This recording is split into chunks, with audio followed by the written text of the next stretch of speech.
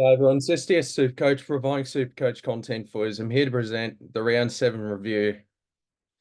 Scored 2,229, um, and our season rank has now dropped to 13,987. So basically 14k now.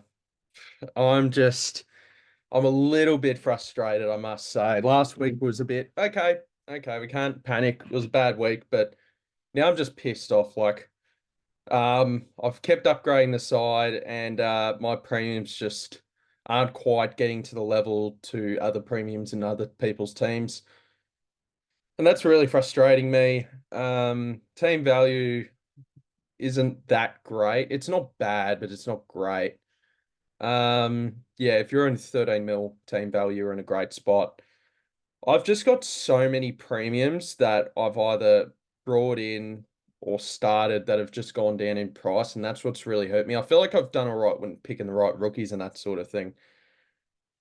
But just these premiums I just can't nail. And just so many other of these premiums have given me the shits, just not having them in my side, and just mine just aren't fully firing the way I would like them to. And yeah, it's pretty frustrating and just got to find a way to get back into the swing of things. So where am I? What percentage am I? Top 8%. I was top 4% a couple of weeks ago. So yeah, it's pretty frustrating, and just got to have to hope that keep upgrading the side, and things can turn around. But it's just a bit rough because just my premiums aren't firing. Well, I've only got one boost left as well, and I might have to use my final boost this week.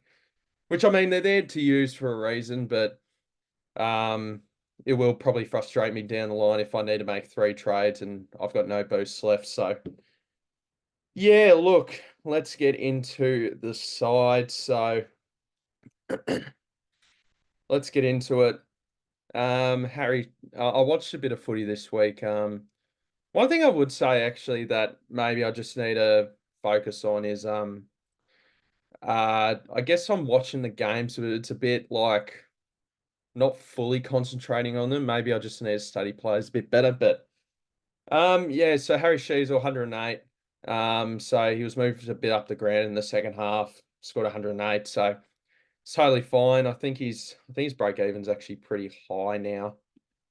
Let's just have a look at that. His break even's 153. So yeah, he'll come down in price for people that don't have him.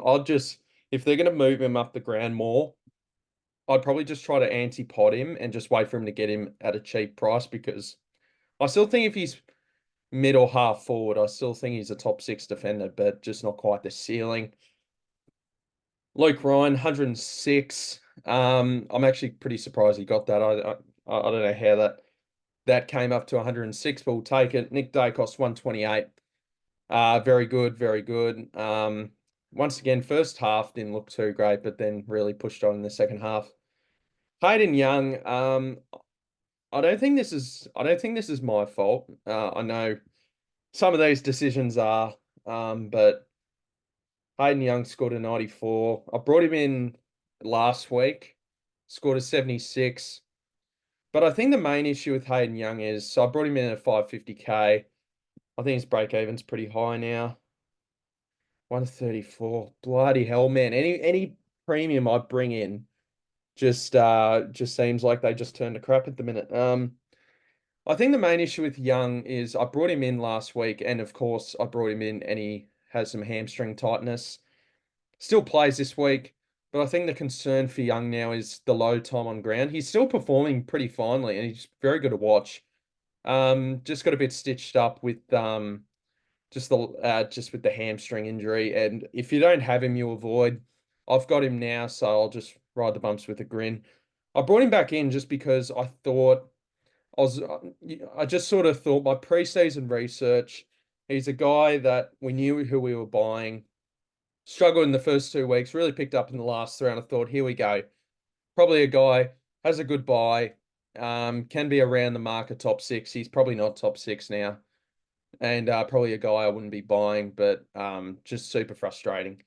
But the 94 is still solid with, I think it was something like 75% time on ground. He was doing 80 plus. There's just a lot of stints in games where he just goes to the bench, obviously nursing that and not risking that hamstring awareness that he had last week. Massimo I kept, so one of the good moves I made this week was actually keeping Massimo just so I could get Blake House's 87 on field, and that's been one of my only few good moves over the last few weeks is keeping Blake House, so he's going to make some more money, so that is lovely. Sam Closey, I didn't watch the Gold Coast West Coast game because I was on my way to see my mob get absolutely destroyed by Sydney, which I'm not surprised, but scored a 65, so I think he came off with a wrist injury or something like that, but he came back on the ground, so that was good.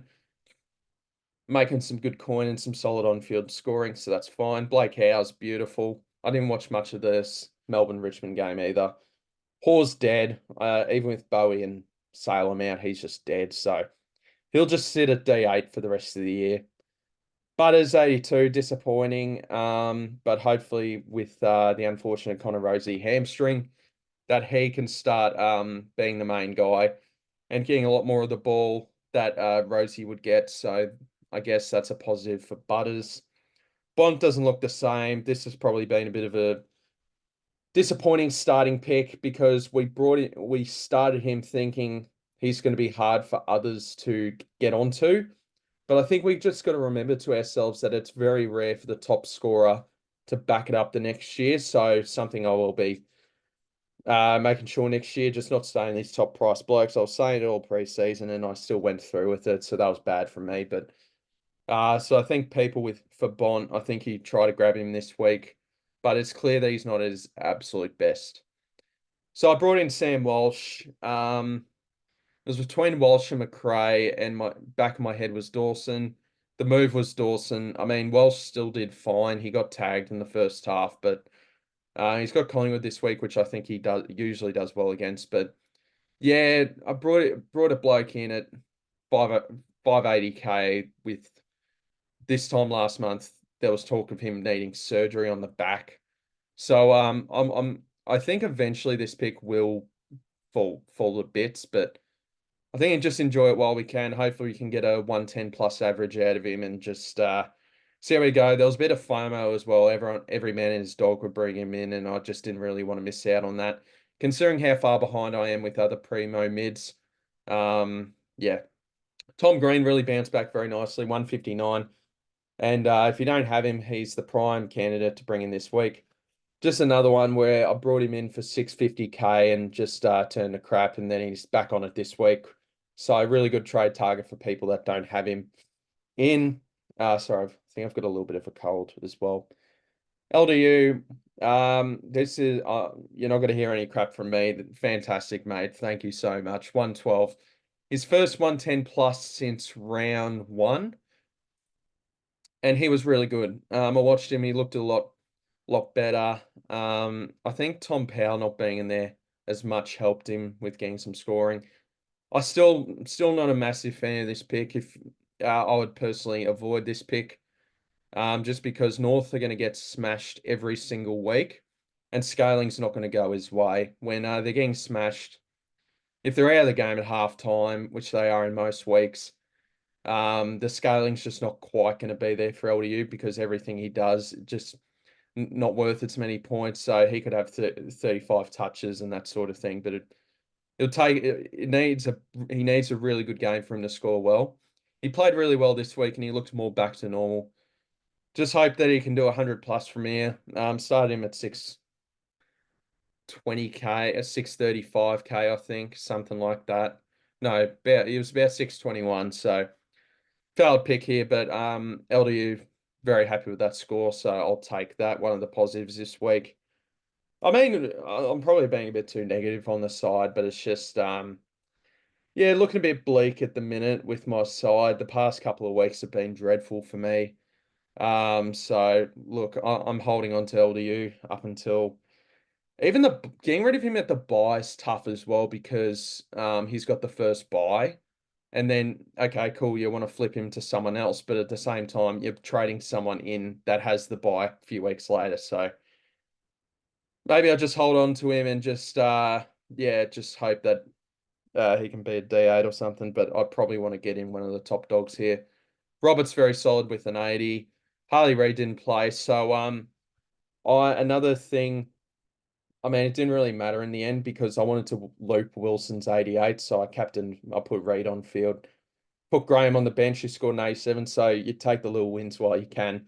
Scored an 87, so I got a 1 point advantage on Graham there, but didn't really matter because then we fielded Dempsey and kept Dempsey over Zach Williams, which was pretty rough as well. So I watched the game and just the ball wasn't going down his end of the wing. He was really good in the first quarter and basically scored like 11 points for the rest of the game. Did bugger all for the rest of the game, just a few handballs. But and now with a few bad games that he's had, I'm worried he's going to be a little bit of a sub risk. He's been a good pick in the end, but I think his time has come. I think I definitely need to move him on, very likely. Wilson was good. Very surprised with that score against Port Adelaide. Port Adelaide are one of the hardest sides to score on, so he was really good. Will Graham was good. I'll make sure I get him back on field this week. Gawn, absolutely sensational. I was off to a good start this weekend, but yeah, ever since the Saturday games hit, that's when shit hit the fan real quick. No, sorry, the Friday night game. As soon as that happened, shit hit the fan real quick.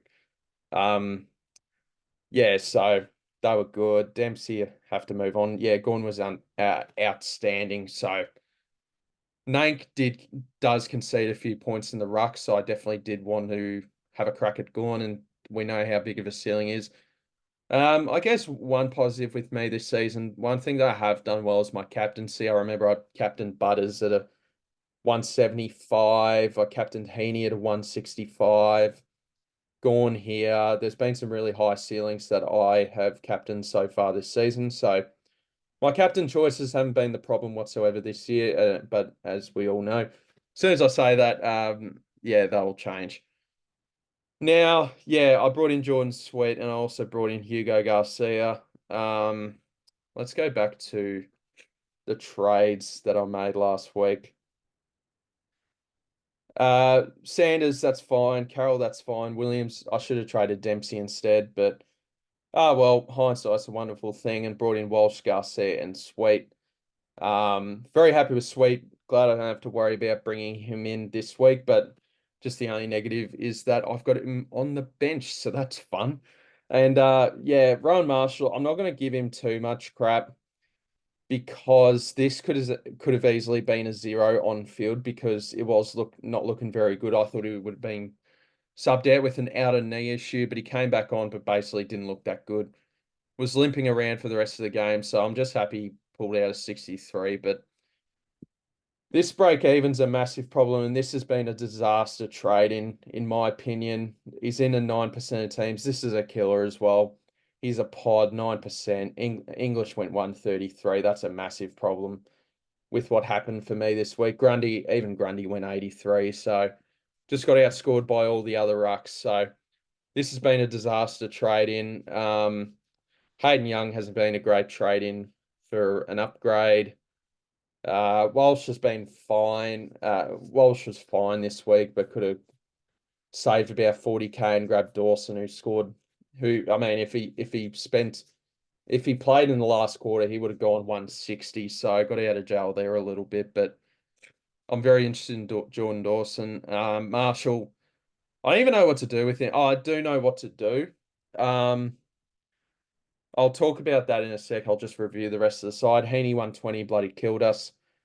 Flanders didn't watch the game. Very solid 105. Jackson, I still think he's around the mark of a top 6 forward, and he gives me ruck forward DPP swing along with Livingston. I know they're both in the forward line, but I have that option. So I think I'm just going to keep Jackson for the rest of the year. Darcy ain't exactly the healthiest ruckman, it's fair to say.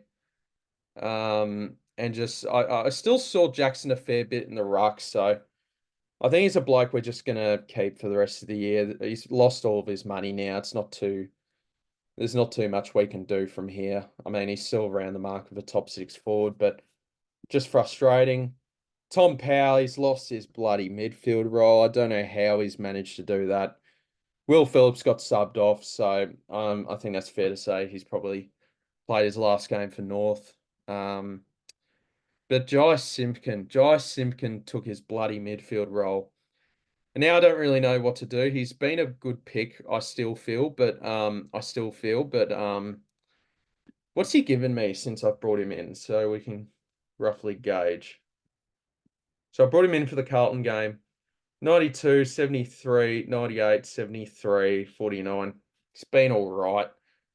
He's been all right without being outstanding. He's still made us a bit of money, so I think it's still a pass. But yeah, with a 115 break even now, might be a bloke we have to ship because he might not be a keeper. And I know a lot of people saying Will Phillips will come out of the side and he'll get his midfield role back. There's no guarantee of that. North Melbourne were getting smashed in the midfield. They had to change something up, so they just saw Powell as the bloke. But Jai Simpkin didn't really help out much either. Yeah, I thought he was pretty much locked in to be playing this midfield role, but clearly not.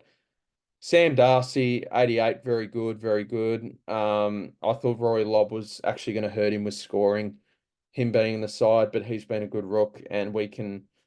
The Dogs play the Hawks and the Tigers in the next 2 weeks, so probably a bloke we just hold for 2 more weeks, then flip, especially with the question marks around the forward line. Hugo Garcia, I've got a feeling he is going to get dropped. I think Crouch is coming back pretty soon for the Saints.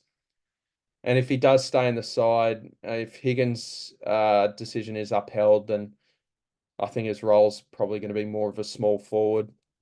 If he stays in the side, if not, I think there's every chance he could be dead and get dropped. So I don't think this is gonna work out as a cash maker for us, Hugo Garcia. I feel pretty tough.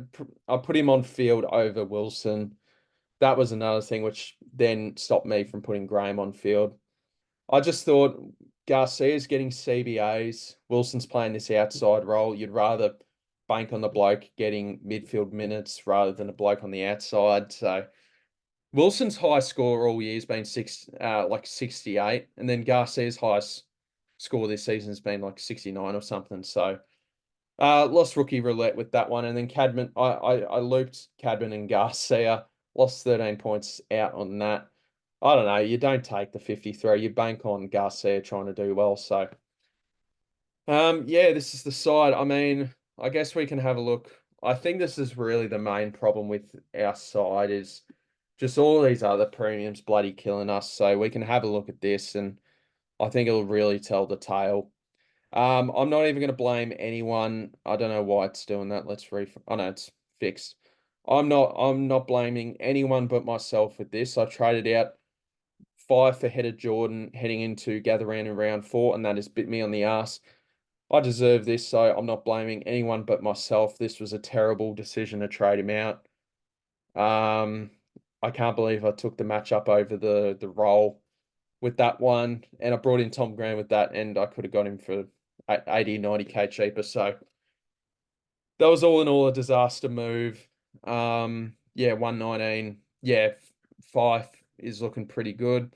I still think he might be like sooner rather than later could be getting rested, but you hold on to this bloke as long as you can. But anytime he does well, it kills me. It kills you. Um, traded Williams over Dempsey. That hurt. Then we can have a look at this. Sarong 140. Steele not doing too well, helped out a little bit. I think it's a bit unlucky for owners because it clearly looks like he is playing injured. So I don't know what you do with that one now. I think you just hold. They've got North Melbourne and Hawthorn in the next 2 weeks and just hope he bounces back, which I think is possible. But him him with that knee strapping just didn't look like a just didn't look great for Steele, so he might be hobbling around again. Turk Miller 149, that kills ya. Rao 136, Gordon 114, Yo 138, Martin 124. It's these sort of picks. Tim English 134, Whitfield 125, Dawson 127. These are the sort of picks that kill ya. Merit 127. That's what hurts. And just feel like I've got blokes that are just, I mean, it's not all doom and gloom, but it's just these sort of premiums that are just killing you. And then you've got blokes like Hayden Young and Ryan Marshall. Marshall's a bit stiff. He got injured in the first quarter. But what do we do to turn this sinking ship around? How do we get this ship back afloat instead of just totally sinking to the bottom of the ocean? So I've had a little play around with trades, but not too much. Team value isn't looking too great. So, in terms of blokes we can target, let's have a look at that.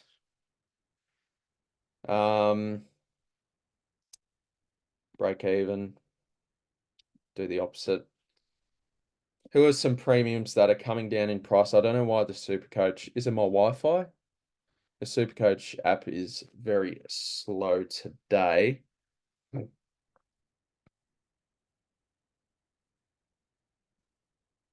Come on, go up, go up, go up. Good boy. All right. Let's just, instead of saying like blokes like Dom Sheed and that stuff, let's just move to, let's do to like 500. Let's go to like 500. Nah, maybe like 450. Let's do that. Ryan Marshall, now this is a problem for me, 198 break even. So I think my plan is, sorry, I'll go back to my side. I think my plan is for me, I've given it a little bit of thought, is I'm going to, because Port Adelaide play on the Thursday night, I'm going to see how Jordan Sweet goes. If it's 80 plus, I think we trade Marshall because he is going to drop so much money. He's already dropped a bit, but we haven't reached the we haven't reached the 60K drops, that sort of thing, in one single week yet with Marshall. So I think we'll probably trade Marshall if Sweet does 80 plus. Now, I'm a little bit skeptical on it because Riley O'Brien is, I think, the second hardest ruck to score on. So that's why we'll just wait and see what Jordan Sweet does on the Thursday and then make a decision with Marshall. Because if he goes 80 plus, or if it's another mammoth score, then he's definitely a bloke that will just field at R2 for a while. I can swing Livingston back to R3. And if there's a matchup I don't like with Jordan Sweet, then we can always bench him and put Jackson on fit as the second ruck, that sort of thing. So what was I doing? Break. This really needs a refresh, I reckon, because the SuperCoach website is bloody slow. While this is loading, I guess we can talk about, actually that was really quick. Break even. Other way. All right. Jack Steele. Yeah, if I had Steele, I'd probably just keep. North and Hawthorn are two good matchups, but it's pretty clear he's playing hurt, so that's a bit rough for owners. This is the man I want, Christian Petrarca. I watched George's video today, and one thing I didn't notice was Petrarca's low time on ground. It's not low, but it's like, yeah, it's in the mid 70s, high 70s compared to last year, where it was between that 80 and 90%. So that's a little bit of a concern. I wonder why, but I just know that Petrarca is one of the ultimate professionals at AFL level. Like, we see his TikToks, we see how much recovery and time and training he does to get his body up for every single week. And with me in a position where my team value isn't exactly great, I think just targeting these value blokes will just be key. So Christian Petrarca is certainly a guy I'm going to be eyeing up. Let's have a look at him for a sec. So he's an 18% of size. He's dropped 73K, averaging 109. How's Melbourne's? What did I want to look at? Yeah. Yeah, so he goes to 561. What's his break even after that? 112. So it could even be as early as next week to where we consider to get him in, or it could even be as early as when we is round 10, maybe with against the Eagles because Carlton's a tough matchup. But I think I want Petrarca. We'll see how he goes this week. He was tagged by Pickett here, and it was just a bad game from Melbourne against the Lions. So he got tagged here, by the way. Let's have a look at his run home. So he's still got North, got Collingwood twice.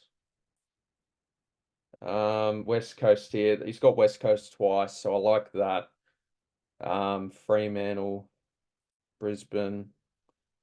He's got Essendon, so they're a little bit easy. You can see points too, but now the Durham factor. Okay, I don't mind this run home for Petrarca, so I like the look of Petrarca, and I think we have to get him in next week, so I think I'll be trying to plan for that. Rosie, this is stiff with the hamstring, could get super cheap, but I just don't think he's around the mark of top 10, really. Ryan and Heaney are going to be coming down. Oh, we'll see with Heaney. He's playing such ripper form. Lockie Neal, I'm not interested in this year. Day, no. I love the kid, but not considering him for SuperCoach this year. Who else? I thought I did a filter. I thought I did a filter. Oh no, it's reset. 450. Okay, so let's have a look at that. Tom Mitchell, no. Brayshaw, I'm just going to skip this year. Now, this is the other one. This is the other player I want, Tom Stewart. He'll be back this week due to concussion. Going up against the Ds. So he's another bloke. Let's have a look at his run home. Because we do know what he's capable of. He's a year older, so I just don't think he's going to be averaging as well as he did last year.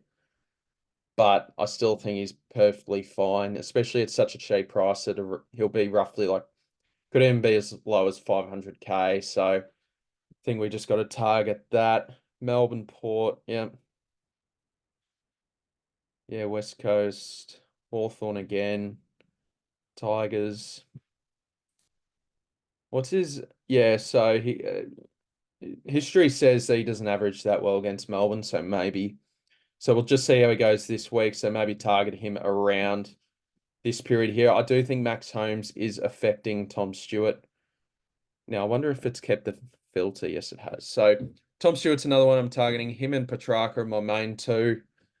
Anyone else? Noah Anderson, probably right for the picking right now. Merritt's just going to stay around that price all year. Naz, maybe as a cheap D6 with St Kilda playing 8 of the last 9 games at Marvel, maybe. Golden, nah. Bolton, if he gets cheaper, maybe. Zorko's moved back forward up until the last quarter there. Oliver, nah, just don't think I can do that. Sinclair, I think's old news. So not looking at that. Yeah. Rao 112 break even still. Bloody hell. All right. So I think Petrarca and Tom Stewart are the main two that we got to look at getting into the side. So, but for this week, as I said, we got to see how Jordan Sweet goes on the Thursday against the Crows. If he goes 80 plus, then I'm trading Marshall. If not, I might just keep Marshall. But he's going to drop so much in price anyway. I'll go over the two trade scenarios. So Dempsey, I think I'm going to keep Mass because he's got a 45 break even. He's refreshed. He'll come back into the side. Surely shouldn't be sub.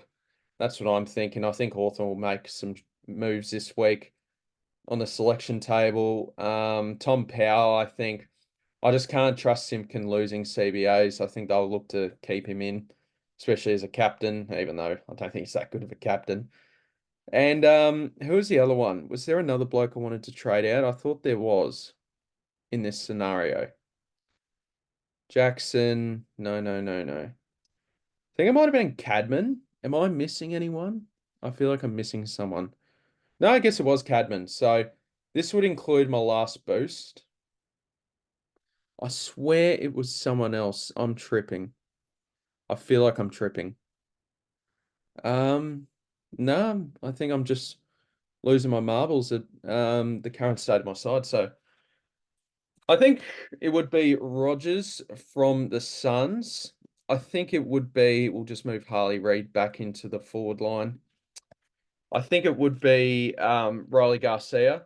I think Riley Garcia's job security should be good without Cody Waitman, who's out, I think, for 6 to 8 weeks, I believe. So the role might not be great, but I saw Tim Mitchell's tweet regarding Bevo's press conference, and apparently that he was probably looking at being sub Riley Garcia but just due to the liver laid out, that changed. So that does concern me a little bit, but I feel like he's played well enough to stay in the side. So I'm just gonna have to bank on Bevo not being a total tool. And Jordan Dawson, I think. I see the thing is I know so the main issue with my side is I'm missing Rao. I'm missing Rao, I'm missing Merritt, I'm missing Sarong, and there's one other bloke that I'm missing that totally Merritt, Rao, Sarong, and someone else. Can't think off the top of my head there, but I'm missing those three mainly. Actually, it might just be those three. No, probably not. Anyway, I think Dawson can be around the market top 10 from here. I didn't want to go with him this week just because I didn't know what his scoring would look like with Crouch back in the side, but he certainly looks to be playing a better role. And yeah, I know it was against North Melbourne, but I think we know what he had. He didn't have any issues over the preseason. I just think it was one of those things, him building into the season. He was certainly struggling. There was a couple of weeks that they were spending time forward, but Adelaide, if they want to get their season back on track, they need him in the side. So, and they need him in the midfield. So, I think Dawson can still be around the market top 10. It's not it's a thing of you want the Rows, you want the Sarongs, you want the Merits, but at the same time, if you can pick up a bloke at 560 that can average 110 plus from here, I think that's good business. So think Dawson, that is an option. So these three trades. So this would include my final boost. So I mean they're there to be used, to be fair. But I'll tell you what, heading into this week, I thought I was just making the one trade, but here we go, looking like we're using a boost and getting someone like Jordan Dawson there. So this is probably what I'm looking at here. If I don't trade Marshall, the second idea is if Sweet does well, Marshall goes out, Dempsey and Powell come out. So that gives me 1.2K to work with. We sub Livingston. We'll put Sweet on field there. And then we do two up. Well, we basically do an upgrade, but we also get rid of Marshall. So we get 2 new premiums in. So this would still include Rogers. I think I prefer Rogers ahead of Garcia, but I do actually like Garcia as a target. Move Harley Reid back in there. But the thing with this one is I actually don't know who my other premium I'd bring in. So we'd get in Dawson. How much money does that leave me? 565K for someone else. This is where we would go scouting on some players here. So if we look in the forward line, I mean, this is probably just a waste of time because players I can afford, average. So, like, look at the forward line here. It's Mackay, Elliot Himmelberg, Curnow. I think my plan with the forward line long term, though, is to grab 2 of the main key forwards, like Mackay, Curnow, Cameron, Hogan. 2 of them and just loop them every week. So that's another thing I was thinking about with that one. So that's something to consider with me finishing up my forward line, because I think I want 7 primos in the forward line, and I can just loop, like, let's say I grab Mackay and Cameron. I can loop them every week and just see who scores well. So that's probably the plan with the forward line there. So that's the forward line. How about the midfield? I don't think I'm not keen on anyone here in the midfield. Oh, sorry, let me just swing that. I can grab Laird. That doesn't interest me too much, just due to age. Yeah, no, there's no one here that really interests me. How about the back line? Whitfield, I could get in Whitfield. I feel like he's a pain in the ass to own though. Could get in Jordan Clark. I think Tom Stewart's at this price as well. Yep.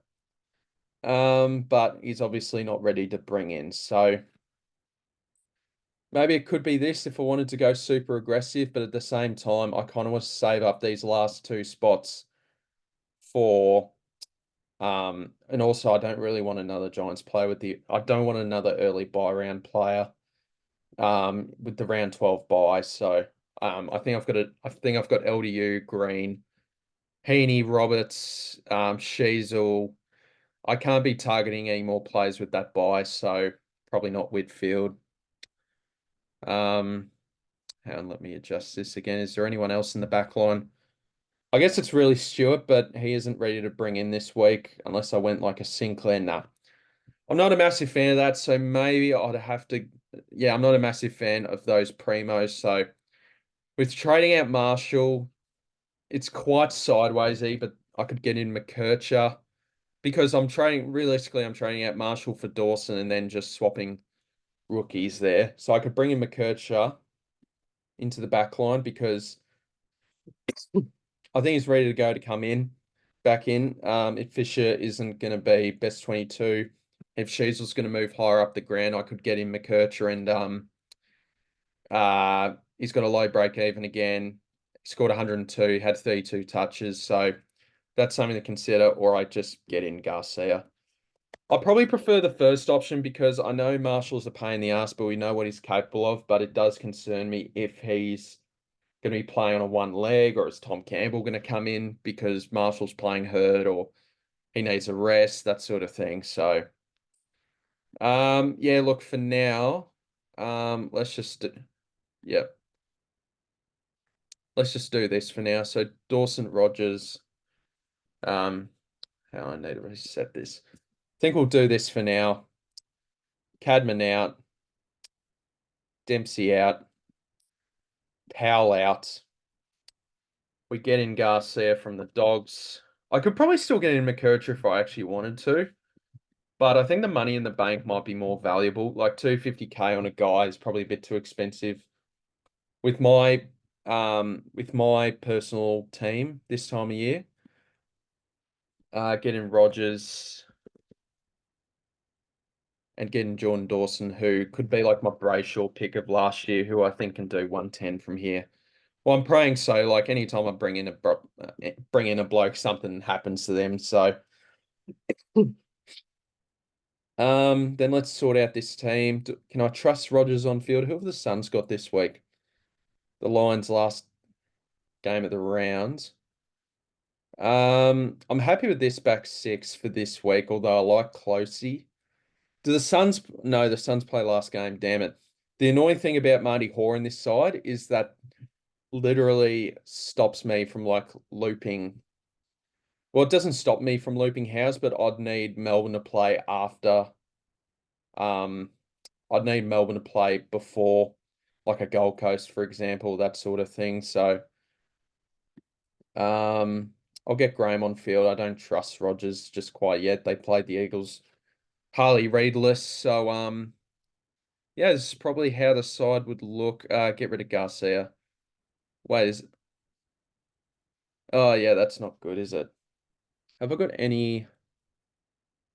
I don't really want to field Riley or Hugo Garcia. So something I'll address at another time. I'll fix up this side. Nothing set in stone yet. So yeah, leave in the comments down below what you guys honestly think I should do. Like maybe instead of Jordan Dawson, do I just get in one of the top dogs and get that out of the way and spend 600 plus? But I feel like with these moves though, I feel like this can make bring in Petrarca and Stewart a little bit easier over the next couple of weeks. So let me know how you guys are going this season. Leave in the comments on how you could help me deal with this side. And I'll see you guys in the next video. Hope you guys are doing well. I'll see you guys in the next video. Cheers, guys.